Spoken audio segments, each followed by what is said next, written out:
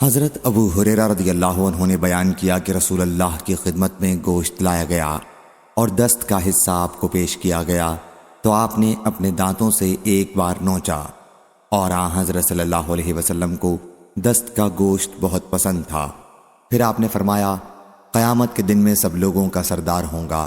تمہیں معلوم بھی ہے یہ کون سا دن ہوگا؟ اس دن دنیا کے شروع سے قیامت کے دن تک کی ساری خلقت ایک چٹیل میدان میں جمع ہوگی کہ ایک پکارنے والی کی آواز سب کے کانوں تک پہنچ سکے گی اور ایک نظر سب کو دیکھ سکے گی۔ سورج بالکل قریب ہو جائے گا اور لوگوں کی پریشانی اور بے قراری کی کوئی حد نہ رہے گی جو برداشت سے باہر ہو جائے گی۔ لوگ آپس میں کہیں گے، دیکھتے نہیں کہ ہماری کیا حالت ہو گئی ہے؟ کیا ایسا کوئی مقبول بندہ نہیں ہے جو اللہ پاک کی بارگاہ میں تمہاری شفاعت کرے؟ بعض لوگ بعض سے کہیں گے کہ حضرت آدم علیہ السلام کے پاس چلنا چاہیے۔ چنانچہ سب لوگ حضرت آدم علیہ السلام کی خدمت میں حاضر ہوں گے اور عرض کریں گے، آپ انسانوں کے پردادا ہیں۔ اللہ تعالیٰ نے آپ کو اپنے ہاتھ سے پیدا کیا اور اپنی طرح سے خصوصیت کے ساتھ فرشتوں کو حکم دیا اور انہوں نے آپ کو سجدہ کیا، اس لیے آپ رب کے حضور میں ہماری شفاعت کر دیں۔ آپ دیکھ رہے ہیں کہ ہم کس حال کو پہنچ چکے ہیں۔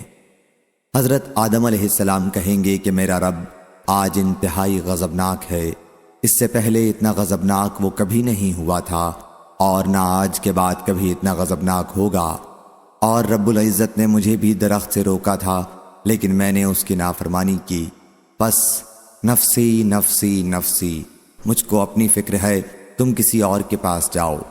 ہاں، حضرت نوح علیہ السلام کے پاس جاؤ۔ چنانچہ سب لوگ حضرت نوح علیہ السلام کی خدمت میں حاضر ہوں گے اور ان سے عرض کریں گے، اے نوح، آپ سب سے پہلے پیغمبر ہیں جو اہل زمین کی طرف بھیجے گئے تھے، اور آپ کو اللہ نے شکر گزار بندہ، عبد شکور کا خطاب دیا۔ آپ ہی ہمارے لیے اپنے رب کے حضور میں شفاعت کر دیں۔ آپ دیکھ رہے ہیں کہ ہم کس حالت کو پہنچ گئے ہیں۔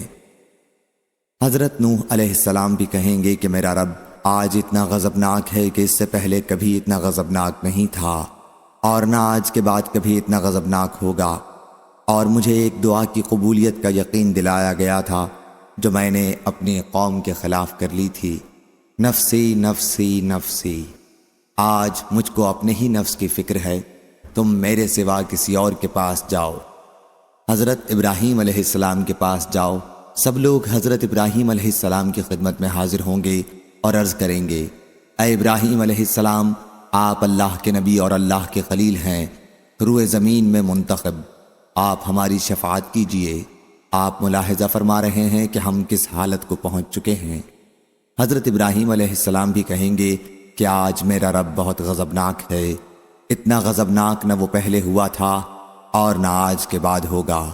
میں نے 3 جھوٹ بولے تھے۔ راوی ابو حیان نے اپنی روایت میں ان تینوں کا ذکر کیا ہے۔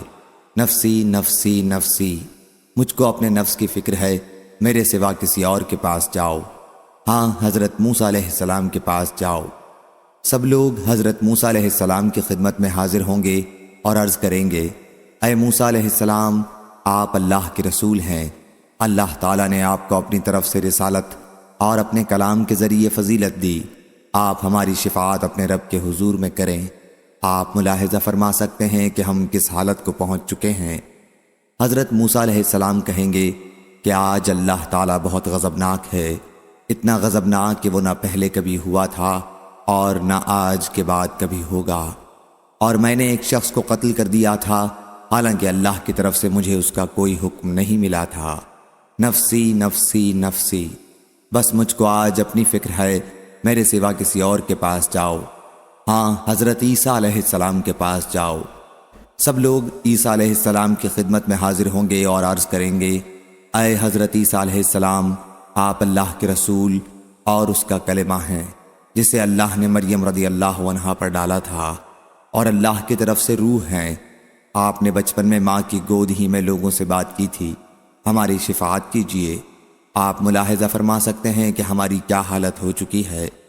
حضرت عیسیٰ علیہ السلام بھی کہیں گے کہ میرا رب آج اس درجہ غضبناک ہے کہ نہ اس سے پہلے کبھی اتنا غضبناک ہوا تھا اور نہ کبھی ہوگا، اور آپ کسی لغزش کا ذکر نہیں کریں گے، صرف اتنا کہیں گے، نفسی نفسی نفسی، میرے سوا کسی اور کے پاس جاؤ، ہاں محمد صلی اللہ علیہ وسلم کے پاس جاؤ۔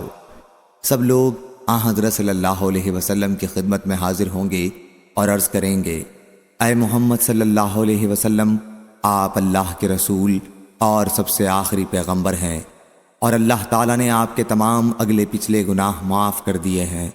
اپنے رب کے دربار میں ہماری شفاعت کیجیے۔ آپ خود ملاحظہ فرما سکتے ہیں کہ ہم کس حالت کو پہنچ چکے ہیں۔